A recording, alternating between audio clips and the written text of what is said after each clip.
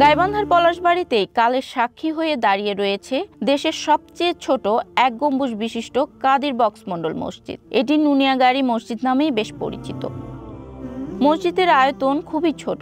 এক গম্বুজ বিশিষ্ট প্রাচীন এই মসজিদটির ভেতরে আছে মাত্র একটি কক্ষ, যার দৈর্ঘ্য ও প্রস্থ 6 ফুট। মসজিদটিতে নামাজ আদায় করতে গেলে একসাথে ইমাম সহ 4-5 জন আদায় করতে পারেন। তবে প্রাচীন এই মসজিদটিতে এখন আর আগের মতো নামাজ আদায় না হলেও ইসলাম ইতিহাস ঐতিহ্যের নিদর্শন হয়ে আছে। এটি গাইবান্ধার পলাশবাড়ী পৌরসভার নুনিয়াগাড়ি গ্রামে অবস্থিত। পৌর শহর চৌমাথা থেকে এর দূরত্ব প্রায় আধা কিলোমিটার।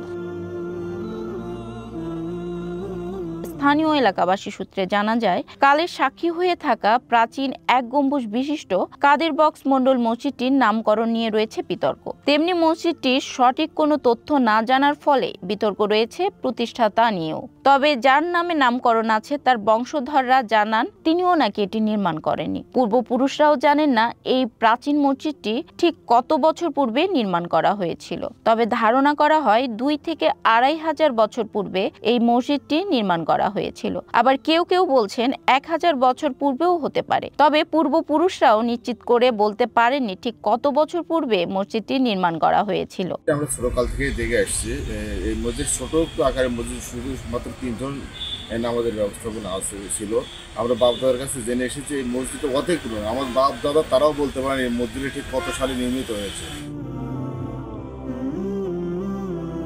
মসজিদটির 4 কোণায় রয়েছে 4টি পিলার, উপরিভাগে রয়েছে একটি মাত্র গম্বুজ। জরাজীর্ণ ও দেয়ালে শ্যাওলা পড়ে গেলে 2023 সালের মার্চ মাসে মসজিদটি পূর্বের কারুকাজ, নকশা ও অবকাঠামো ঠিক রেখে মেরামত করা হয়। স্থাপনাটি প্রত্নতত্ত্ব অধিদপ্তরে কাদের বক্স মন্ডল মসজিদ নামেই তালিকাভুক্ত আছে। মসজিদটি সংরক্ষণে জেলা উপজেলা প্রশাসনের মাধ্যমে সরকারের প্রত্নতত্ত্ব বিভাগ সহ একাধিক দপ্তরে আবেদন করা হলে 2013 সালে মসজিদটি সংরক্ষিত প্রত্নতত্ত্ব সম্পদ হিসেবে ঘোষণা করে সাংস্কৃতিক মন্ত্রণালয়। এতে করে মসজিদটি রংপুর বিভাগের মধ্যে প্রাচীন স্থাপত্যের তালিকায় স্থান পেয়েছে। এছাড়াও মসজিদটির ইতিহাস উদ্ঘাটনে বিভিন্ন সময় স্থানীয় ও সরকারিভাবে চেষ্টা করা হয়। তবে ধারণা করা হয় মসজিদটি নবাব সুজা-উদ-দৌলার আমলে নির্মিত। মসজিদটির স্মৃতি রক্ষায় মসজিদের কমিটি প্রাচীন ছোট মসজিদটির পাশেই নতুন করে একটি টিন শেডের আরেকটি মসজিদ নির্মাণ করেন। পরে এটি বড় আকারে পাকা মসজিদে রূপান্তরিত হয়।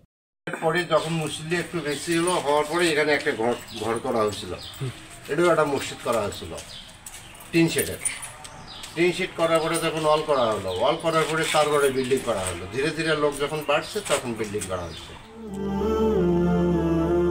প্রাচীন ও দেশের সবচেয়ে ঐতিহাসিক মসজিদটির স্মৃতি রক্ষার জন্য প্রাচীন নির্মাণের দাবিও জানান এলাকাবাসী। আমরা চাই যেহেতু এই মসজিদটি বাংলাদেশের মধ্যে সবচেয়ে ছোট একটি মসজিদ, ঐতিহাসিক মসজিদ বলা চলে এই মসজিদটিকে। তা আমরা চাই এই মসজিদটিকে যেন সরকার কর্তৃক সুন্দরভাবে ব্যবস্থাপত্র গ্রহণ করা হয়।